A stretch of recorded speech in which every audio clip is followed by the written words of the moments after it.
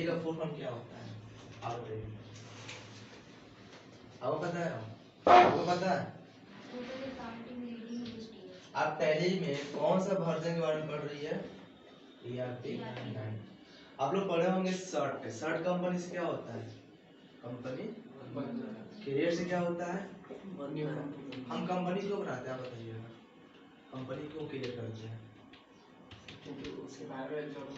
जब हम mail print करें तो पूरा पूरा डिटेल है। हम अल्टर से कौन कौन सा वर्क करते हैं? डिलीट करते हैं, सुधार कर सकते हैं, पासवर्ड लगा सकते हैं, रिमूव करना हो, चेंज करना हो। आप बताइए क्लासिफिकेशन और अकाउंट तीन तरह का होता है। आपसे पूछ रहे हैं क्लासिफिकेशन और अकाउंट तीन तरह का होता है, कौन कौन सा?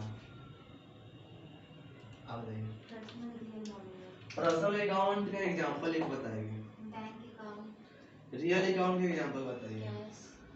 और नॉमिनल अकाउंट का एग्जांपल वो भी हम सामान प्रोसेस करते हैं। अब देखिएगा गोल्डन रूल के अनुसार अकाउंट तीन तरह का होता है।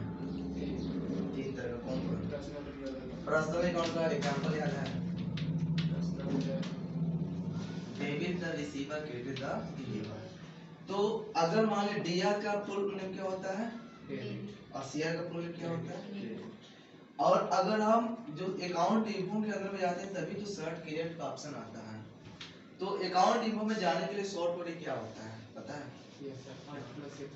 अल्ट से तेज क्या होता है? कंपनी इन्फो का ऑप्शन है, उस पर सेलेक्ट होता है, सर्ट होता है, क्रिएट अल्टर समझ गया। पासवर्ड लगाने के लिए हमको सिक्योरिटी में जाना पड़ता है, ये तो है। अब यहाँ पे ऑप्शन है लेजर। लेजर क्या होता है देखिएगा। हमने यहाँ पे अगर मान लीजिए कि एक बिल है, एक सिंपल सा पेज है। अब हम इस पेज पे पता नहीं कि हम सामान खरीद रहे हैं कि बेच रहे हैं, तो पता नहीं ना है। और हमको ये भी पता नहीं कि ये जो ब्लैंक पेज इस पे कौन सा दुकान का बिल प्रिंट हो रहा है। तो इसी दुकान के बिल को प्रिंट करने के लिए हम क्या करते हैं? कंपनी को क्रिएट करते हैं। जब कंपनी क्रिएट करेंगे तो इतना दूर में क्या होगा? पूरे के पूरे कंपनी का डिटेल बताएगा, हो जाएगा। अब यहाँ पे मान लीजिए हमको यहाँ पे शो कराना परचेज, क्योंकि हमको पता चले कि प्रोडक्ट को हम खरीदने का काम किए हैं, समझ गए? तो खरीदने के लिए क्या होता है? Purchase account. अगर आप परचेज अकाउंट देंगे तो क्या पता चलेगा? प्रोडक्ट को क्या कर रहे हैं? खरीद रहे हैं। ये परचेज का काम क्या होता है? लेजर क्या होता है कि a ledger is the actual accounting head to identify transaction. आप जो ट्रांजैक्शन का काम कर रहे हैं, जो लेन देन का काम कर रहे हैं, उसके बारे में बतलाने का काम करता है। और यहाँ पे शो कर रहे हैं कि बिना आप लेजर्स के आप कोई भी ट्रांजैक्शन को नहीं कर सकते। जो यहाँ पे लिखा है without a ledger you can not record any transaction. Clear? यानी बिना आप परचेज पेमेंट का लेजर बनाए हुए आप उसको ट्रांजैक्शन नहीं कर सकते। तो वही लेजर बनाने के लिए कहाँ पे जाना पड़ेगा? लेजर। अब यहाँ पे ये पता करना पड़ेगा कि परचेज जो अकाउंट होता है किसके अंडर में जाता है? Purchase account. तो जो आप ये बना रहे हो लेजर है और ये क्या है आपका? ग्रुप होता है, समझ गए?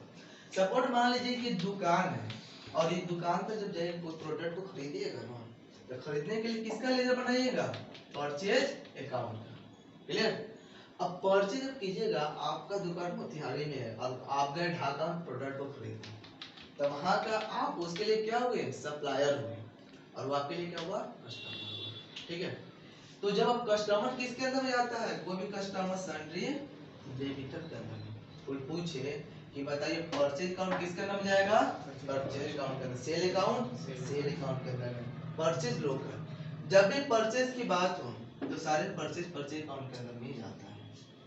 जब भी सेल की बात हो तो सभी सेल अकाउंट के अंदर में जाता है। सेल ऑर्डर भी किसके अंदर में जाएगा? Sale account. जब भी किसी तरह की टैक्स की बात हो, जैसे वैट टैक्स हो, सीजीएसटी हो, एजीएसटी हो, आईजीएसटी हो, कोई भी टैक्स की बात हो, या इनपुट हो या आउटपुट हो, सारे किसके अंदर में जाएगा? रोटी या टैक्स के अंदर। सप्लायर हो, अगर हम यहाँ पे सप्लायर लिखे, अगर आप सप्लायर ना लिखे डायरेक्ट राम भी लिख सकते हैं, तो राम भी एक सप्लायर नो है। कोई भी सप्लायर किसके अंदर जाएगा? Sundry creditor. कोई कस्टमर किसके अंदर जाएगा? Sundry creditor. हो गया? कुछ दिए तो बनाने के लिए, तो बताइए क्या क्या दिया था?